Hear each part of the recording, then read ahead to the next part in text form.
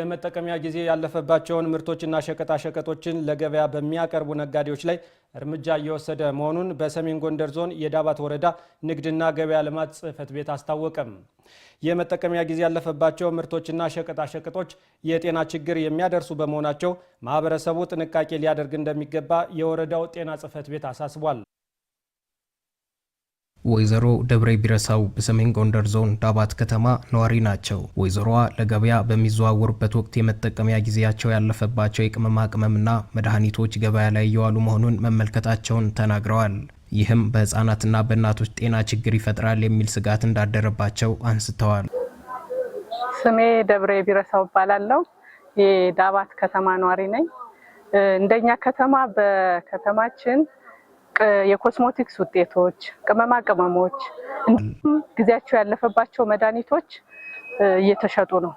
በግብይት በምንንቀሳቀስበት ወቅትም እንዲሁ ባንድም በሌላ እነዚህን መረጃዎች እናያለን። ስለዚህ በተለይ እነዚህ ጉዳዮች የህፃናትን፣ የእናቶችን አጠቃላይ የማህበረሰብን ህይወት የሚቀጥፉ ለጤናም በጣም ከፍተኛ ጠንቅ የሆኑ ጉዳዮች ናቸውና በወረዳው የተቋቋመው ግብረ ኃይል ክትትል ማድረግ እንደሚገባው የተናገሩት ወይዘሮ ደብሬ ህብረተሰቡም ጉዳዩ በሚያጋጥመው ወቅት ለሚመለከተው አካል ጥቆማ ሊያደርስ ይገባል ብለዋል። እንዳጠቃላይ በከተማችን በቅንጅት በወረዳችንም ያሉ የዚህ ጉዳይ የሚመለከታቸው ግብረ ኃይሎች ይህን ጉዳይ በከፍተኛ ቢያዩና ከፍተኛ የሆነ ክትትል ቢያደርጉ መልካም ነው። ይህ ጉዳይ በግብረ ኃይል ብቻ ወይም በመንግስት ኃይል ብቻ የሚቆም የሚሰራ ባለመሆኑ የዚህ ኤክስ ያደረገ ወይም ደግሞ ጊዜው ያለፈበት ማቴሪያል ተጠቃሚ ማህበረሰቡ በመሆኑ ማህበረሰቡ ይህን ጉዳይ በከፍተኛ ሁኔታ ሊታገልና ጥቆማ ለሚመለከተው አካል ሊሰጥ ይገባል። ለምን ቢባል ከተለያዩ በሽታዎች ባላነሰ የማህበረሰቡን ህይወት የሚቀጥፉ ጉዳዮች ስለሆኑ ማለት ነው። ስለዚህ የአካባቢያችን ማህበረሰቦች ከፍተኛውን ርብርብ አድርጋችሁ እነዚህን ህገወጥ የሆኑ መድኃኒቶች፣ ኮስሞቲክሶች እና ቅመማ ቅመሞች ከግብረ ኃይሉ ጋር በመቀናጀት እንዲወገዱ የማድረግ ስራ መሰራት አለበት ብዬ መናገር ፈልጋለሁ።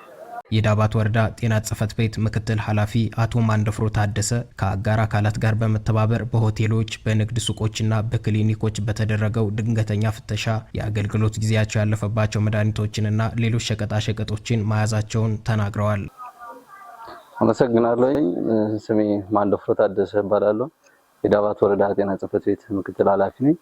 እንግዲህ በወረዳችን በጤናና ነክ ወይም በሬጉላቶሪ ቦዲ አማካኝነት ከወረዳችን ካሉት ግብረ ኃይሎች ከፖሊስ፣ ከፍትህ፣ ከባህልና ቱሪዝም፣ ከንግድ እና ከሌሎች አጋር አካላት ጋር በመሆን የተለያዩ የቅኝት ስራዎችን እንሰራለን። ቅኝት ስራዎች በሚሰራበት ወቅት በሆቴሎች፣ በሱቆች፣ በንግድ ድርጅቶች፣ በመድኃኒት መጋዘን ወይም በክሊኒኮች ድንገተኛ ፍተሻ የምናደርግበት ሁኔታዎች አሉ። በዚህ ወቅት እንግዲህ የሚገኙ የአገልግሎት ጊዜያቸው ያለፈባቸው ምግቦችን፣ የኮስሞቲክስ እቃዎችም የተለያዩ የምግብ እንትኖች አሉ።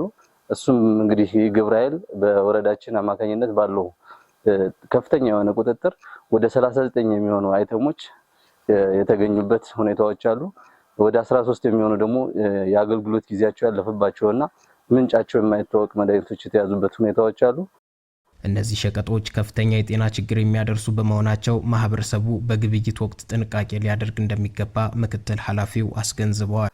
እሱን እንግዲህ እነዚህ ግብአቶች የተያዙት ግብአቶች ማህበረሰባችን ላይ ቢንጠቀም ምን አይነት ጉዳት ያደርሳሉ የሚሉትን እንግዲህ ምግብን እንኳን ብናየው ምናልባት የአጭር ጊዜ ችግር ሊያስከትል ይችላል። ወደ ረጅም ጊዜ የሚያስከትልበት ሁኔታዎች አሉ።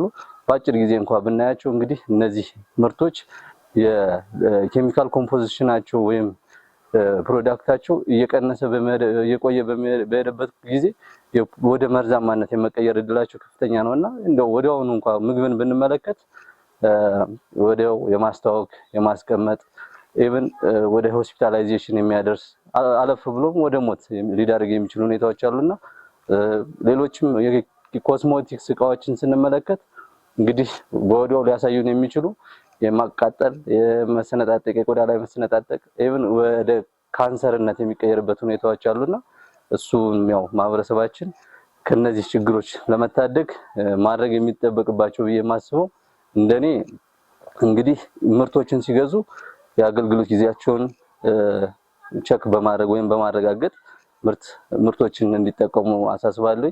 ከዛም ባለፈ የኢትዮጵያ ምግብና መድኃኒት ቁጥጥር ባለስልጣን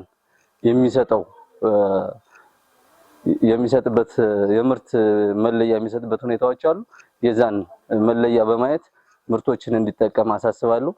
በመጨረሻም እንግዲህ ማህበረሰባችን እንደዚህ አይነት ነገሮችን ሲያይ ለጤና ተቋሙ ሆነ ለሌሎች ግብረ ኃይሎች ጥቆማ እንዲያስተላልፍ በዚሁ አጋጣሚ ጥሬን አስተላልፋለሁ። እንደ ዳባት ወረዳ ጤና ጥበቃ ጽሕፈት ቤት እንግዲህ ግብረ ኃይሉን ያው በተጠናከረ መንገድ በመደገፍና በማገዝ እንደዚህ ቁጥጥሮችን ያው ትልቁ ነገር የግንዛቤ ፈጠራ ነው። ግንዛቤ ፈጠራ በየንግድ ድርጅቶችም በሆቴሎችም በመድኃኒት መጋዘኖችም በክሊኒኮችም እየተሰራ ያለበት ሁኔታዎች አሉ። አሁንም ቢሆን ይሄን የግንዛቤ ፈጠራ ጎን ለጎን እንሰራለን።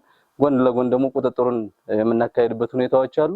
ይህን ማህበረሰባችን ተረድቶ እንግዲህ ከአላስፈላጊ ከጎጅ ወይም የአገልግሎት ጊዜያቸው ያለፈባቸውን እንዳይጠቀም በዚሁ አጋጣሚ መልእክቴን አስተላልፋለሁ።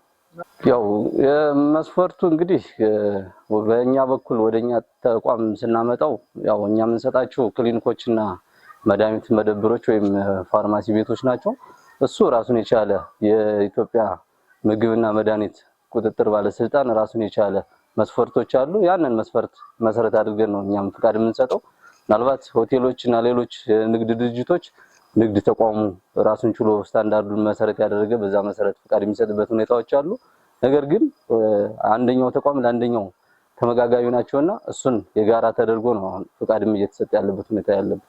ህገወጥ ነጋዴዎችን በመቆጣጠርና በመከታተል የእርምት እርምጃ እየተወሰደ መሆኑን የዳባት ወረዳ ንግድና ገበያ ልማት ጽሕፈት ቤት ኃላፊ አቶ ሰጠኝ ንጉሴ ተናግረዋል። ህገወጥ ነጋዴዎችን በመቆጣጠርና በመከታተል የዕለት ተዕለት ኢንስፔክት በማድረግ ሚዛን ችግር ያለባቸው ሚዛኖች ኢንስፔክት በማድረግ ኤክስፓየርድ የሆኑ ማቴሪያሎችን በመያዝ እንዲሁም ደግሞ ህገወጥ ነጋዴዎችን ወደ ቆላማው አካባቢ አጅሬ ጃኖራ ወደሚባለው አካባቢ በህገወጥ መልኩ ሲሄዱ የነበሩ ሀብትና የሱቅ ማቴሪያሎችን የያዝን በግብረ ኃይሉ አማካይነት ውሳኔ እየሰጠን ያለንበት ሁኔታ ነው ያለው።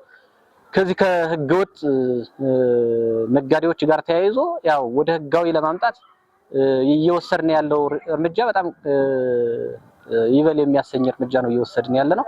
እነዚህን እያደረግን ህጋዊ ነጋዴዎችን እያጎለበትን ህገወጦችን ደግሞ ወደ ህጋዊነት እያመጣን ያለንበት ሁኔታ ፍትህ ጋራ ከፖሊስ ጋራ ከማህበራት ጋራ ተቀናጅተንና ተባብረን እየሰራን ያለንበት ሁኔታ ነው ያለው።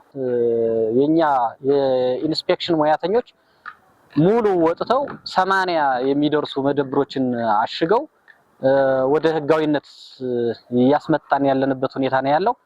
ይህ ተግባር ደግሞ በጣም ህገወጥ ነጋዴው በጣም ገኖ የነበረበት ማህበረሰቡ በጣም የተሳቀቀበት ውስጥ አንዱ በመሆኑ በተለይ የኢንዱስትሪ ምርቶች በጣም እየተቸገረ ያለበት የኛ አካባቢ ማህበረሰብ ከኢንዱስትሪ ምርቶች ጋር ተያይዞ የኑሮ ውድነቱን እያባባሱ ያሉበትን ሁኔታ ለመክላት ሲባል ወይም ለማስቀረት ሲባል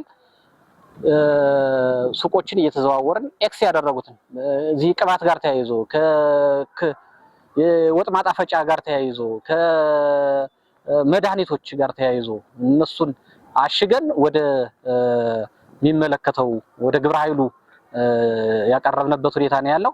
ይህ ደግሞ ግብረ ኃይሉ ደግሞ የሚሰጠውን ውሳኔ እየተከታተልን ለፍትህ የሚሄደውን ወደ ፍትህ አካላት እንወስዳለን።